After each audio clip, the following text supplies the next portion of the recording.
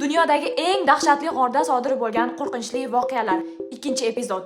Amerikaning Jorjiya shtatidagi Pettijon g'orini Edward va James ismli aka-ukalar o'rganishga kelishdi. Ular g'orga kirishlari bilan g'orning birinchi tor tuynuq qismi orqali uni kengroq joyiga o'tib, yo'lni davom ettirishadi. Birozdan keyin g'or yana torayishni boshlab, ular 25 daqiqa davomida oxiri yo'q tor tuynuqlarda emaklashga majbur bo'lishdi. Bu tuynuqlardan qutulganlarida esa ularni g'ordagi birinchi to'siq kutib turgan edi. Bu hudud juda ham tuproqli bo'lib, o'rtasida ingichka tubsiz teshigi bor edi va ular mana shu joyni qirrasidan o'tishlari kerak edi. To'siq deyilishiga sabab esa bu joyda qo'yilgan har bir noto'g'ri qadam ularni hayotiga nuqta qo'yishi hech gap emas edi. Yaxshiyamki ular bu to'siqdan o'tib, ko'pchilik bu joyga kelgan odamlar orasida mashhur bo'lgan nervous breakdown deb nomlanadigan, ya'ni asablar tamom bo'ladigan labirintga yetib kelishdi. Ularni baxtiga esa bu labirint yo'lini tepadan qulagan toshlar va tuproq uyumlari to'sib qo'yibdi. Biroq uzoq izlashlardan keyin Edward labirintga kirish joyini topdi va Jamesni yuqorida qoldirib, o'zi esa ichkarini o'rganib chiqishga qaror qiladi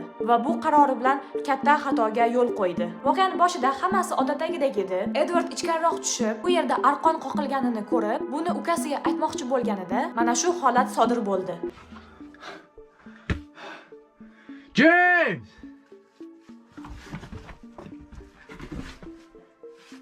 James! Bir qancha vaqt davomida Edward ukasining ovozini umuman eshitmadi. Bu esa Edward ukasini yo'qotib qo'yganligi, o'zi esa adashib qolganligini anglatardi. To'g'risi, voqeaning davomini ko'rib, Edwarddan ko'proq men siqildim deb o'ylayman. Agar sizga ham voqeaning davomi qiziq bo'lsa, fikringizni kommentariyada yozib qoldiring. Videolarimizni qo'llab-quvvatlash uchun esa xohlagan 3 ta so'zingizni kommentariyamizga yozib qoldiring va keyingi videolarimizda ko'rishguncha